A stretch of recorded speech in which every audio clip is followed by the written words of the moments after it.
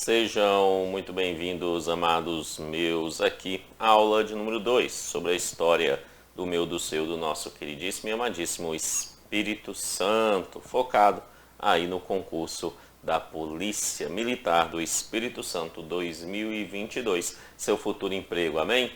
Amém, Senhor, amém, Senhor.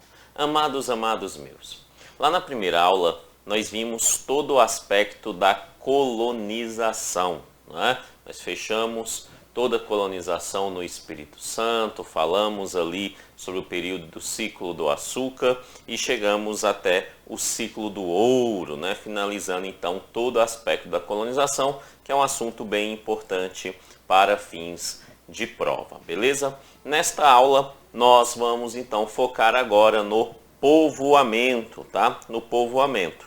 E aí quando a gente fala de povoamento e já falamos de colonização, em regra geral, nós já falamos então, estamos finalizando também a parte da sociedade, porque a sociedade nada mais é do que a consequência, né? O fator consequente de toda essa relação entre colônia e agora a questão do povoamento do Espírito Santo.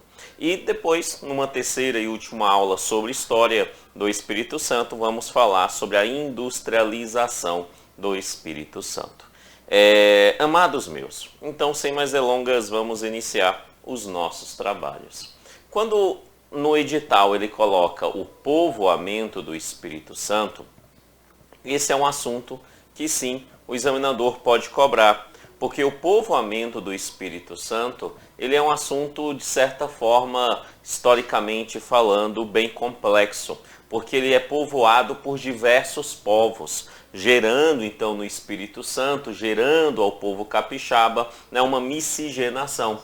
Qual é a verdade cultural sobre o capixaba? A grande verdade é a miscigenação desse povo, tá? Uma miscigenação que provém desde o período colonial, né, chegando aqui ao período do povoamento e até mesmo ao pós-povoamento, beleza? Como assim miscigenação? Sim, quando nós falamos sobre o povo capixaba, né, e a sua formação, o seu povoamento do que hoje nós entendemos como Estado do Espírito Santo, nós precisamos entender que lá no início do período colonial nós tínhamos ali as figuras dos índios, nós tínhamos além da figura dos índios, nós tínhamos a figura dos portugueses colonizadores, né, e além desses, os que os portugueses trouxeram, que são os escravos provenientes do continente africano. Lembrando que quando a gente fala de pessoas do continente africano, são pessoas de diversas regiões do continente africano,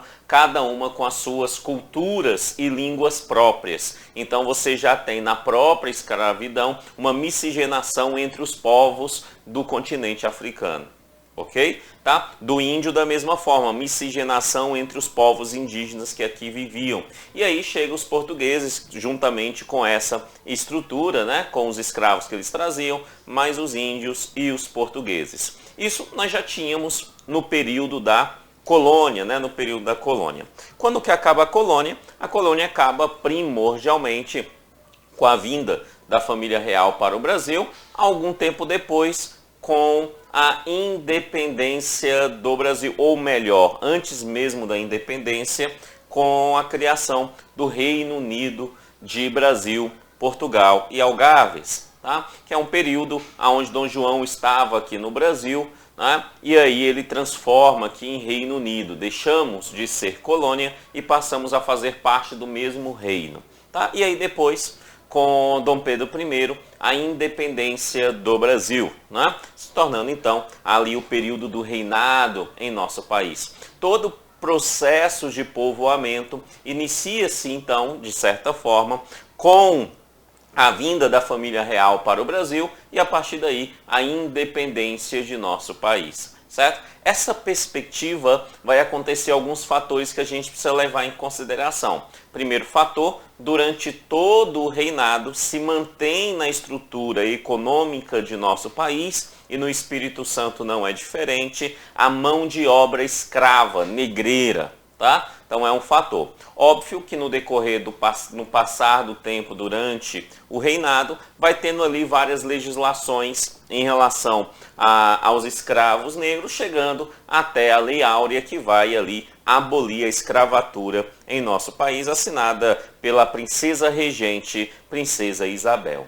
Ok? Então você tem a mão de obra escrava durante esse período. Com o fim da mão de obra escrava, primordialmente, né, o governo, então o Império Brasileiro, ele pretende ali por diversos fatores incentivar a vinda de europeus para o Brasil. Então também é um outro fator de povoamento, tá? Mas o povoamento ele inicia-se antes do fim da escravidão, tá? E ele é complementado em grande escala pós a escravidão. Então no Espírito Santo é assim, começa-se com a vinda, em regra geral, tá? Quando a gente fala em povoamento, óbvio que a colônia já é um povoamento pequeno, mas há um povoamento. Então, em regra geral, quando a gente fala em povoamento, a gente precisa entender que ela começa com a vinda da família real para o Brasil, certo? Durante toda a família real no Brasil vai acontecendo esses povoamentos, certo? E aí, ao fim da família real no Brasil, que com o fim da Lei Áurea também, logo depois vai ter o fim da família imperial, porque começa-se a república, né? E com o fim, então, da escravidão no Brasil, começa uma ampliação maior dessa migração no Brasil e, obviamente, no Espírito Santo, ok?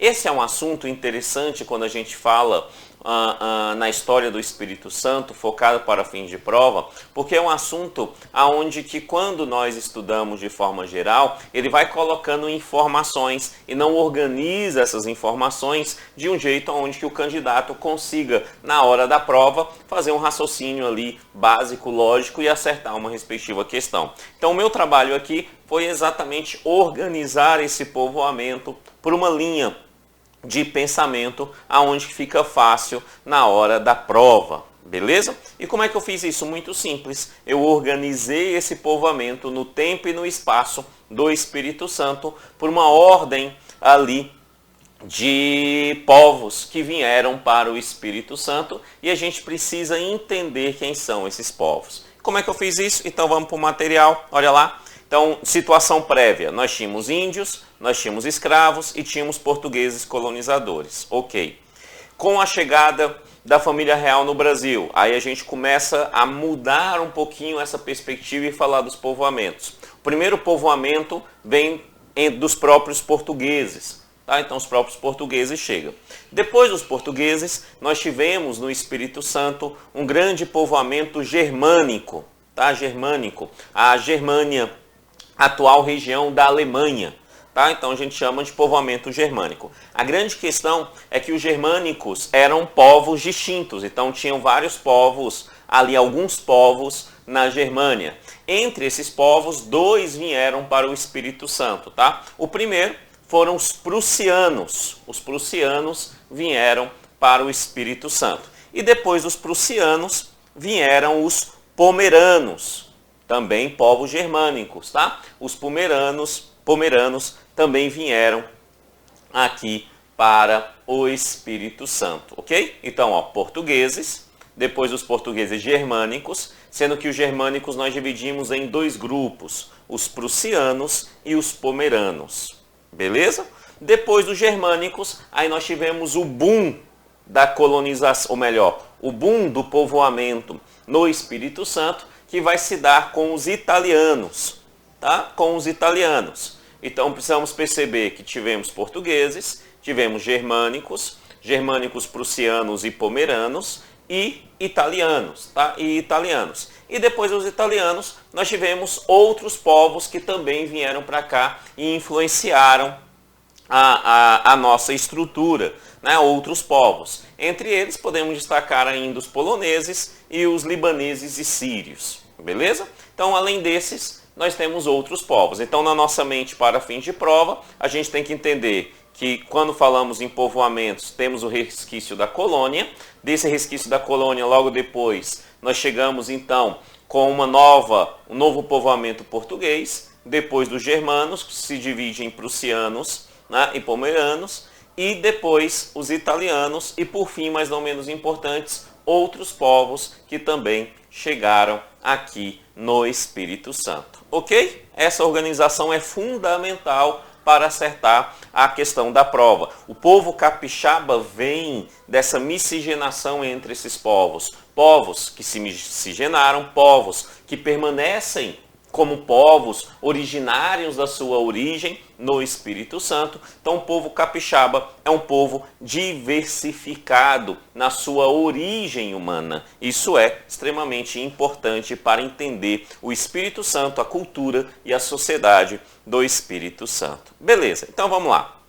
Começando então, situação prévia já falamos, portugueses pós-colonização. Os portugueses chegam no Espírito Santo lá na colonização, né? Lá com o Coutinho, lá na colonização eles começam a chegar. Mas depois desse período de colonização que nós vimos na aula anterior, com a vinda da família real, da corte portuguesa para o Brasil, vem para o Brasil também 30 famílias, 30 casais da região de Açores em Portugal. Tá? Esses 30 casais da região de Açores em Portugal vêm para o Espírito Santo, certo? E aí eles terminam fundando um núcleo habitacional chamado de Colônia Agrícola de Santo Agostinho, certo? Então eles fundam a Colônia Agrícola de Santo Agostinho no Espírito Santo. Essa Colônia Agrícola de Santo Agostinho dá origem hoje à cidade de Viana, a cidade de Viana no Espírito Santo, beleza?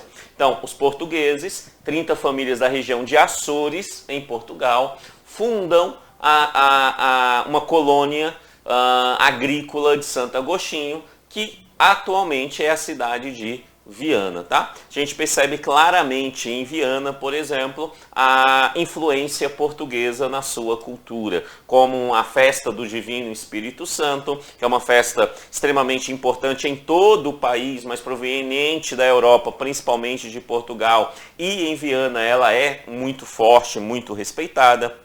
Né? A própria culinária portuguesa, quer comer um pastel de Belém decente em nosso país, recomendo ir até Viana. Tá? Então nós temos aí um aspecto interessante da resquício da cultura portuguesa e a manutenção dessa cultura na região de Viana. Então os portugueses pós-colonizadores também faz parte do povoamento. Então quando falamos em povoamento, não podemos pensar no povoamento português só no período colonial, não. Nós temos que pensar também que 30 casais chegam na colônia, formam a colônia de Santo Agostinho, e ela se dá à cidade de Viana, quando eles vieram junto à corte portuguesa ali em 1808 para o nosso país. Beleza? Ok, então portugueses. Depois dos portugueses, nós temos os germânicos.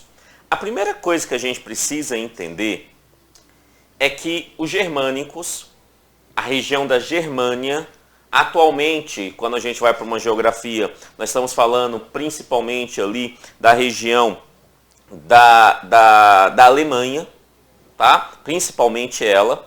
O povo germânico, eram vários povos dentro daquela região, tá? Inclusive, esses povos, eles guerreavam entre si lá na Germânia, tá? Inclusive, eles tinham conflitos entre si lá na Germânia. E esse povo veio para o Brasil e, no nosso caso, especificamente para o Espírito Santo. Na primeira leva vieram, entre esses povos germânicos, os prussianos. Tá? E em uma segunda leva, a posteriori, vieram os pomeranos. Ok? Ambos são germânicos. Eles tinham conflitos entre si lá na Germânia. Tá? Lá na Germânia eram povos que não se gostavam muito. Tá? Não eram amigos, beleza? Então primeiro vieram os prussianos e depois vieram os pomeranos. Vamos começar pelos prussianos aqui no Espírito Santo. Os prussianos, eles chegam ali no Espírito Santo, aqui no Espírito Santo, por volta de 1847, tá? E os prussianos terminam formando ali uma colônia, que é a colônia de Santa Isabel, tá? Com cerca ali de 163 prussianos. Então, 163 pessoas naquela época era gente demais, tá? De uma levada só era muita gente. Então eles chegam e eles formam ali a colônia de Santa Isabel, que fica aqui próximo a Vitória, né? Então, a colônia de Santa Isabel é fundada por prussianos. Há um fato relevante ali na colônia de Santa Isabel que a gente precisa destacar, que é o seguinte: os prussianos, eles tinham uma religiosidade cristã, né? Mas dentro dessa religiosidade cristã, você tinha um grupo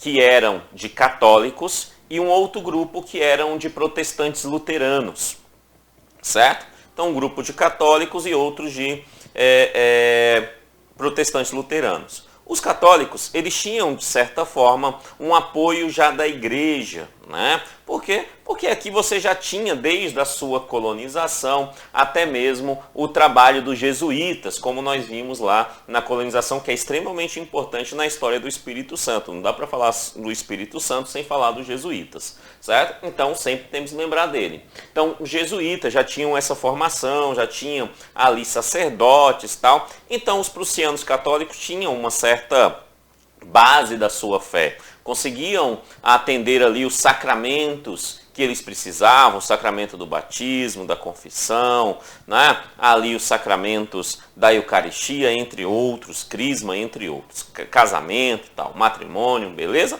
Tá? Então já tinha ali uma estrutura. Os luteranos não tinham uma estrutura tão organizada assim, certo? Quando aqui chegaram, não. E aí no primeiro momento, eles até que conviviam ali, dividiam o mesmo espaço, um horário em um dia eram os católicos que utilizavam, no outro horário, outro dia, eram os luteranos, né? Mas ali por questões vinculadas à própria fé, né? A história nos conta que os padres católicos estavam tentando converter ali os luteranos ao catolicismo. Os luteranos, não gostando muito dessa ideia, eles terminam saindo de Santa Isabel. Então eles terminam fundando uma outra vila, que é a vila de Campinho, tá? A vila de Campinho, ali próximo a Santa Isabel, mas eles fundam uma outra vila, a vila de Campinho. Então quando a gente fala sobre os prussianos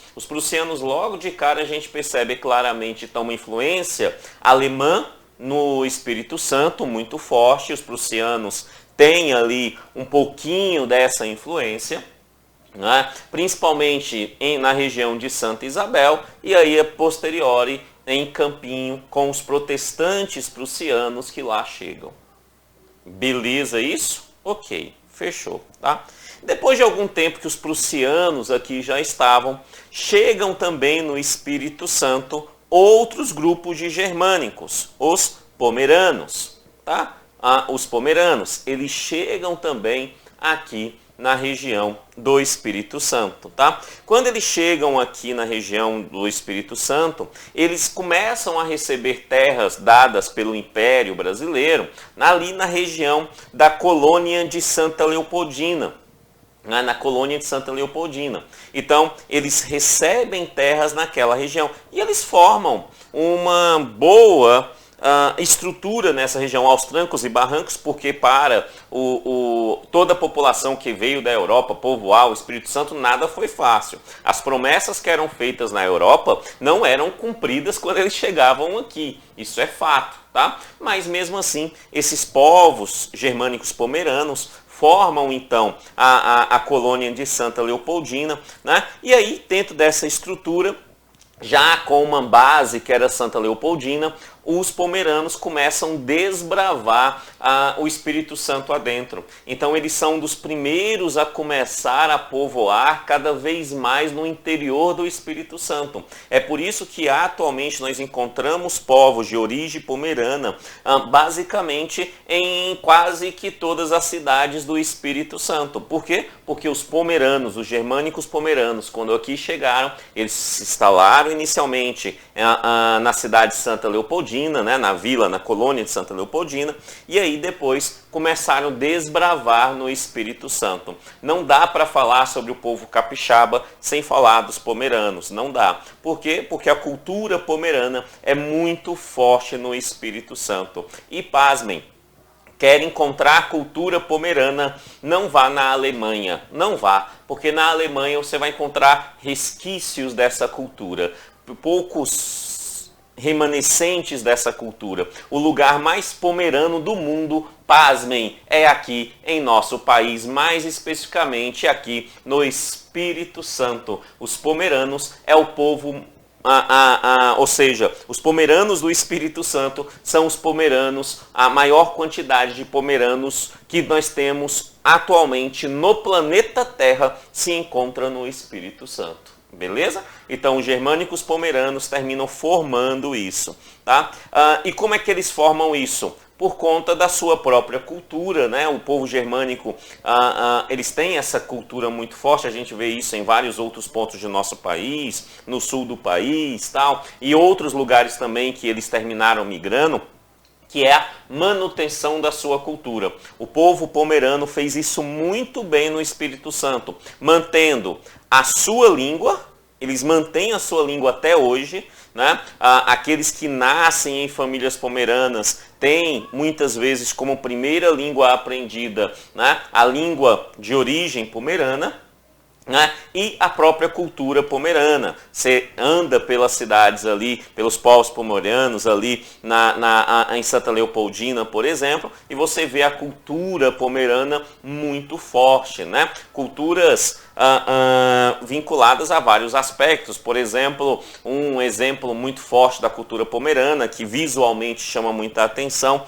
é a questão além da língua, né, que eles mantêm a língua, porque para ter povo é necessário ter língua, e isso é muito interessante, né? A língua mantém o povo, então eles têm isso. E além dela, a questão de culturas específicas, como por exemplo, os aspectos vinculados ao casamento pomerano, que é muito famoso aqui no Espírito Santo, né? Que é aquele onde que as noivas, por exemplo, casam de preto, né? Que tem ali a quebra dos pratos no casamento, tal. Isso é muito fortemente vinculado à cultura pomerana. Né? As noivas casam de preto ainda pela sua origem lá da Europa, aonde que quando uma mulher casava, a primeira noite não era com o seu marido, mas sim com o Senhor das terras onde eles viviam, e isso termina gerando ali um protesto, que eram as noivas casar de preto, tal. E isso é trago até hoje pelas famílias pomeranas no Espírito Santo, beleza? Então você tem aí essa cultura muito forte, e não dá para falar do Espírito Santo sem falar sobre os germânicos pomeranos. Então não esqueça, quando falamos em germânicos, temos os prussianos e temos os pomeranos. O examinador pode misturar os dois, falar só germânicos, e aí então engloba prussianos e pomeranos, ou ele pode separar prussianos, tá? Prussianos, que vai ser ali, né, em Santa Luzia, que aí tem os luteranos que termina criando ali Campinhos, né, a vila de Campinhos, e pomeranos aqui, Santa Leopoldina, tal, e aí a migração indo para várias regiões do Espírito Santo. Depois disso, o tempo vai passar um pouquinho, né? E aí nós temos a produção econômica do Espírito Santo mudando, né? Onde que a cana-de-açúcar já não é mais o seu boom, a própria exploração do metal precioso no Espírito Santo, do ouro, já tinha decaído, né? Já não era mais a grande forma de exploração de ouro de aluvião em nosso país. E aí você começa a ter um outro ciclo, o quarto ciclo econômico de nosso país, porque o primeiro foi o pau-brasil, o segundo a cana-de-açúcar, o terceiro do ouro, e o quarto grande ciclo econômico, que é o ciclo do café, da produção de café. Que nós temos ali São Paulo com um grande boom dessa produção, Rio de Janeiro também pega essa produção, o Espírito Santo também vai para essa produção, Minas Gerais também tem ali um pouquinho de produção. Onde que eu quero que você entenda é que o Espírito Santo começa a produzir café.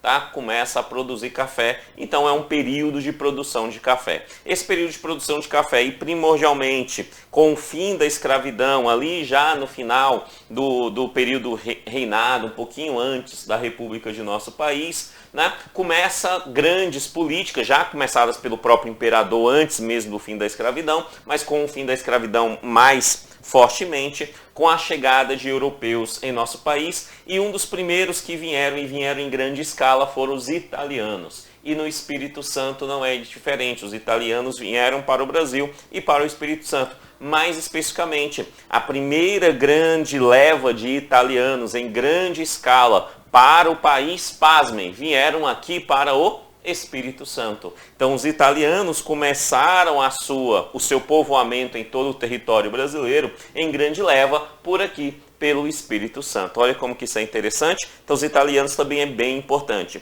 E quando nós falamos em quantitativo, a vinda dos italianos é muito importante. Por quê? Porque a partir desse momento, em 20 anos, dobra-se a população do Espírito Santo. Só para você ter uma ideia. E parte desse ato de dobrar é exatamente pela vinda dos italianos para o nosso país e para o Espírito Santo. Beleza? A partir daí precisamos entender alguns pontos. Olha lá. Então você tem aí a lavoura e tal. A primeira chegada dos italianos no Espírito Santo em grande escala e no Brasil em grande escala foi na expedição da Tabate, tá? Ali feito por Pietro Tabate, um italiano de Trento que tinha a autorização do rei do Brasil, né, para trazer levas de italiano para cá. Ele tinha essa autorização, beleza? Então eles chegam aqui no Brasil em 1874 com 386 italianos em um navio,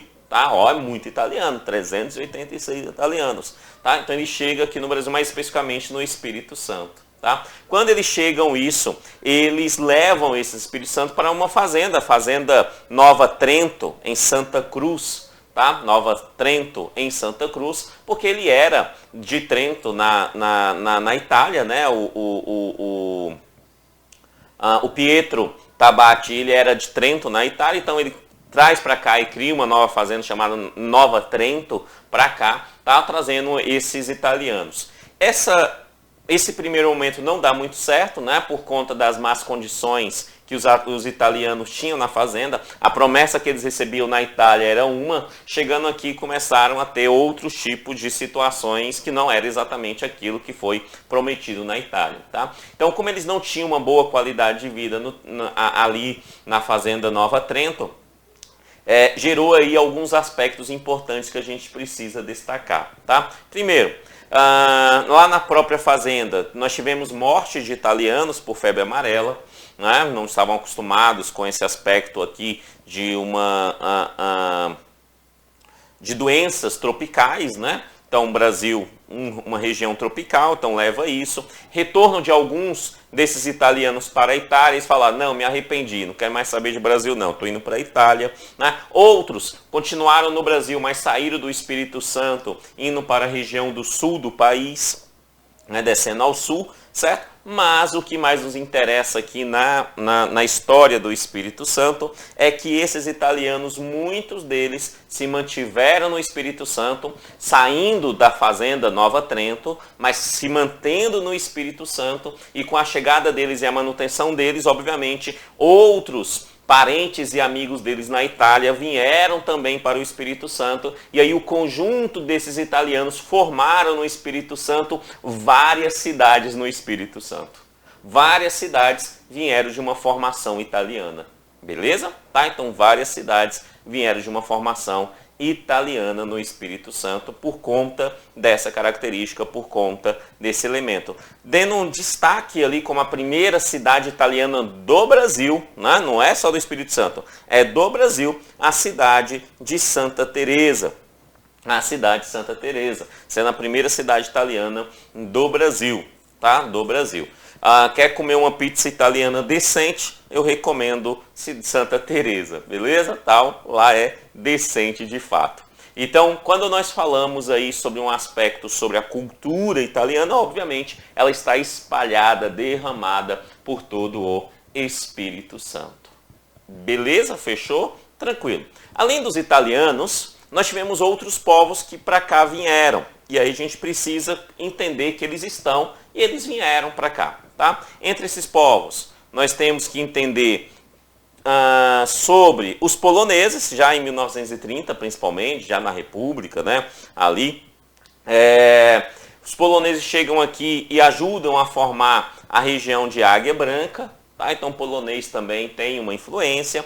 Outros povos que vieram ainda no período do reinado, né? Porque Dom Pedro fez uma visita lá na Turquia tal, e aí tinha problemas lá naquela região como guerras, e fizeram uma propaganda muito forte sobre o Brasil e o rei do Brasil que lá estavam tal. Então muitos daquela região da Turquia, né, e regiões próximas vieram para o Brasil, mais especificamente no nosso caso para o Espírito Santo. Essas pessoas são os libaneses e os sírios, né, que eram chamados de turcos. Né? Por que eram chamados de turcos? Muito simples, porque quando eles chegaram para cá, eles chegaram com um passaporte. Nesse passaporte era o passaporte com o nome de Turquia. Então, se o passaporte é da Turquia, quem chega de lá só pode ser turco, né? Mas são povos distintos, libaneses e sírios, chegam aqui e eles desenvolvem fortemente quando eles chegam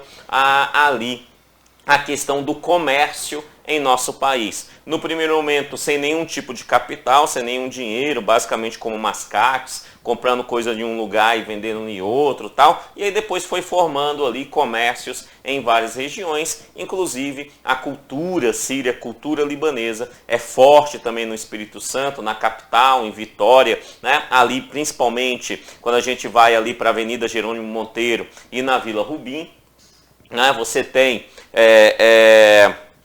uma forte cultura libanesa ali especificamente, tal, mas também em vários pontos do Espírito Santo. Tá? E além dos libaneses e dos sírios, nós temos ainda outros tipos de colonização. Trouxe aqui como exemplo gregos, japoneses, argentinos, entre outros povos que vieram para o Espírito Santo.